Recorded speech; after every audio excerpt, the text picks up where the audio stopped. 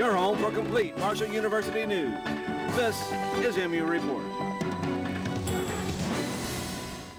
Hello and welcome to MU Report, a production of Marshall University's W. Page Pitt School of Journalism and Mass Communications.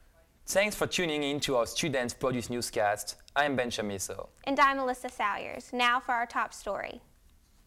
A new poll was released by the Marshall Schools of Journalism recently, and the results have Governor Joe Manchin leading in West Virginia's Senate race. Sam Turley tells us more. West Virginia Governor Joe Manchin is leading in the race to fill the state's vacant Senate seat, according to a poll by the Marshall University School of Journalism and Mass Communications released earlier this month. We asked respondents if the election were being held at that point, would they be more likely to vote for Jesse Johnson, for Joe Manchin, or for John Racy, or for none of the above. In a poll of 450 likely voters conducted October 11th and 12th, 48% of the respondents said they would vote for Manchin, the Democratic candidate. 38% said they would vote for Republican candidate John Racy. The margin of error in the poll was 4.6%, meaning Manchin's actual lead could have been as small as about 2%. The poll is facing some criticism, with members of the Republican Party saying it was biased against Racy. The writing of the poll, the analysis of the poll was all done by academics without any partisan leanings. We had 4 people that made up this poll. We had Robert Rupp, who's a registered Republican and a member of the Republican Electoral College in West Virginia. He's very active in the Republican Party, so we had a very balanced team that put this together. We reported the facts as we saw them. Had John Racy been ahead, we would have reported that John Racy was ahead. Dennison says that when all the Senate polls are considered, the race is simply too close to call. Sam Turley, MU Report. Elections take place November 2nd. Marshall students and faculty had the opportunity to meet candidates running in the November election. Kelsey Dutney has more. Although it wasn't well attended, candidates seeking election in November spoke to Marshall students at a Meet the Candidates event earlier this month. Students are going to be graduating in the next few years, and it's their future, and they want to get out into a prosperous job market. So I think students are paying attention to the economy and looking at candidates that will work to improve that. The event allowed Marshall students and faculty the opportunity to hear each candidate's platform on issues regarding healthcare, unemployment, and higher education. Roughly half of the state budget goes for education, but there are some things that we need to look at increasing when it comes to higher education. And I would be very excited about increasing funding to Marshall because I can see the investment back into our community. It was a low turnout for a Meet the Candidate event, considering that this was hosted by Marshall's faculty, classified staff, and students. But I was pleased to see some young people in the audience. Marshall students and faculty had the opportunity to speak with candidates at the end of the event. Those that attended said it would help them better decide who'd get their vote in the November elections. Kelsey Dutney, MU Report. Students and faculty were able to learn about more than a dozen candidates that attended the event. Many children go through their everyday lives without shoes on their feet. Kirsten Harker tells us what the Marshall Recreation Center is doing to help children in need get items most of us take for granted. You know, he brought in this whole giant bag here of shoes, and this was just his shoes. He said his wife would have 3 more bags of shoes he would bring in. The saying goes, if the shoe fits, wear it. Unfortunately for some, Matt Weber says it's not that simple. Recognizing this as a worldwide issue, Marshall's Recreation Center is holding a shoe drive. Matt says he's optimistic and thinks day one is going well. We already had a barrel full of shoes. I would estimate it was probably 50 pairs of shoes that I emptied out. And this one we could probably empty out now, but would kind of limit how many times we're going to empty. The shoes donated will then be given to Sports Gift, a charitable organization that takes athletic shoes and equipment and gives them to children who don't have those luxuries. A lot of people like their specific brands that won't really pay attention to the fact that some people can't even afford $10 worth of shoes. Some students say giving up their old shoes is just the right thing to do. Others say for the children who don't have them, it's a safety issue. Just to help get, whether it's just shoes or even just sports equipment to kids that need it so they can play and they can play safe and they can play right, that plays a big role and it makes you feel good. Matt says he'll continue to put his shoes on 1 foot at a time and hopes throughout the drive students will remember the children who maybe aren't as lucky. Kristen Harker, MU Report. Students can drop off shoes and sports equipment in barrels located in the Recreation Center lobby until November 12th. The food court in Marshall's Memorial Student Center underwent some big changes, including new food options and a new look overall. As Laura Hatfield reports, the changes this semester seems to be well received. It's something every student has to deal with, what to eat and where to fit in a good meal with a busy schedule. Marshall's Food Service Sodexo has made what they hope are some big improvements to the way students get their meals on campus. Just cosmetically, they've done a lot of improvements. They've opened up the place. They've really just made it more welcoming and less dark. The biggest change is in the variety itself. There's a new Ultimate Baja, a Starbucks, a Panini Grill, and a sandwich shop, along with the standbys that were there before. You know, I really like it this year compared to last year because there's a lot more options. Like the fresh and smoothie bars they put in here, so it's a lot more accessible. And there's just a lot of different options you can choose from, a lot of variety. There's not always a long line because they always have people working, so I can just come and get food. And usually this place isn't too crowded.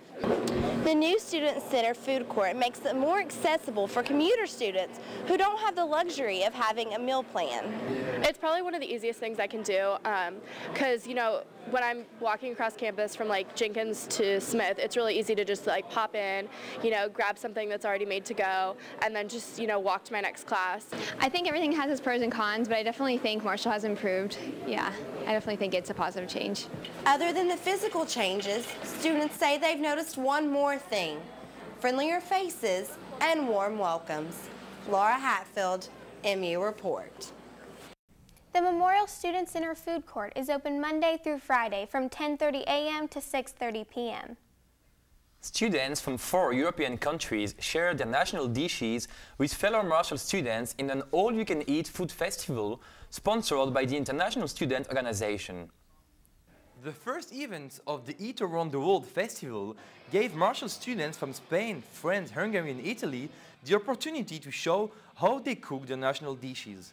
Some of these cooks argue that American students should learn from the European way of cooking food. I would say that European food is healthier than American food. We have more vegetables and healthier ingredients, and maybe the Americans should inspire their food from the European food. As an American student that experienced the food festival and had the opportunity to taste the different dishes, Katie Cavies reacts. That Marshall students can take everyday items that we don't usually think of to make such a great meal from, like potatoes, different vegetables, everything like that, and use them to make a really great meal instead of just making, you know, like pasta or something plain. They can make more. European cooks from all different countries had the opportunity to share their love of food with Marshall students, who besides enjoying the taste of it, learn new ingredients that they can now add to their meal. International Student Organization President Bintu Diao said that more than 100 people attended the festival. Marshall students are not only hitting the books this year, they are also hitting the field. Intramural sports keep Marshall students tied to the sports they loved in high school. Students say intramurals is a great way to meet new friends, stay active, and get involved in campus life. I played volleyball in high school, and I don't play here in college, but I wanted to, you know, keep playing because I missed it, and because I know a lot of the girls that like to play volleyball too, like wanted to play, so I just got a team together just for fun, and so I wouldn't miss the sport. With 10 different sports offered and about 400 students participating, intramurals seems to be a hit at Marshall. However, Assistant Director of Intramurals, Alex Boyer, thinks numbers could be higher. I think it is popular, but it could be better. I think the biggest thing is we're trying to create a culture here and create opportunities for kids to find something to do on downtime that doesn't involve necessarily homework all the time. This year, a new twist has been added to intramurals at Marshall. Winners earn more than just bragging rights. We're doing this year is actually the overall champion for flag football will be sent to Ohio State to participate in their regional flag football tournament, where all of the league champions will actually come and play each other, and they'll have what they consider to be like a region-wide tournament. And so it's kind of like the best of the best for each intramural program for each college. While getting some much-needed exercise and meeting new friends is definitely a part of intramural sports, most participants are simply having a ball. If you want more information about intramural sports, visit Marshall's Recreational Center. Marshall University is taking small steps to go green. As Dan Matix explained, it's a short step in a long process. A new program is allowing students and faculty to borrow bikes at no cost. Dan Taylor says the program is starting small and will expand if it's successful. So right now we have two different types of bikes. We have cruisers like this. They're just single speed bikes. You know, if 8 bicycles is all we need, then 8 bicycles is all we need. If we need more, that's great.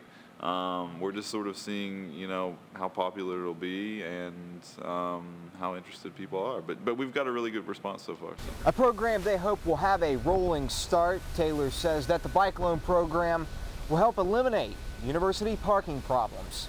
Parking is a really big issue at Marshall. So say you commute here and you want to go downtown to run some errands or get some lunch, instead of having to drive around town and, you know, there's traffic and all that, you can come get a bicycle, enjoy the outdoors. Workers say another advantage to the program is that it promotes fitness and a healthy lifestyle.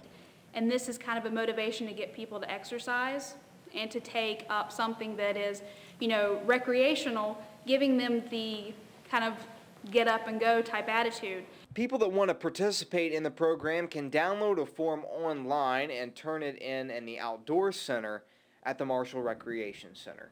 Dan Maddox, MU Report. Marshall students can pick up an application online or in person. It may not be a competitive club on campus, but it has a growing number of followers. As James Nash reports, Aikido borrows from the best of all the martial arts. The Japanese word Aikido is often translated as the way of harmonious spirit. Practitioners of this fighting art seek to neutralize their opponents while causing as little physical harm as possible. The method behind this art is said to carry over into other aspects of life as well.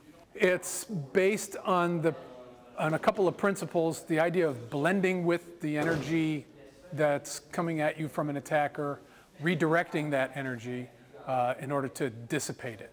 It has lessons that go beyond the mat or conflict, or physical conflict. It has applications in the workplace. It has applications in daily life, trying to find ways of ending a conflict without going head to head, without going muscle to muscle or force to force, but to see another person's point of view. The martial art was invented by Morihei Ueshiba, who, drawing from his Shinto beliefs and expert knowledge of jiu-jitsu, created a method of fighting that reflects natural laws. Having received his training directly from the Ueshiba family, Van Kirk passes this tradition on to each student. It is a way of life at the end of the day, and it's a very peaceful way of life where you incorporate things that come at you in a much more peaceful way and deal with them in an understanding way. While Aikido doesn't boast of many of the high-flying kicks and acrobatics that we've become accustomed to seeing in film, students here are learning, however, it does include an approach to conflict resolution that could be carried over even into everyday life. James Nash, MU Report. Students interested in more information about Aikido can contact Student Activities. That's all the time we have for this edition of MU Report. If you have any comments, you can reach our advisor, Dr. Chris Swindell at swindell@marshall.edu. I'm Alyssa Salyers.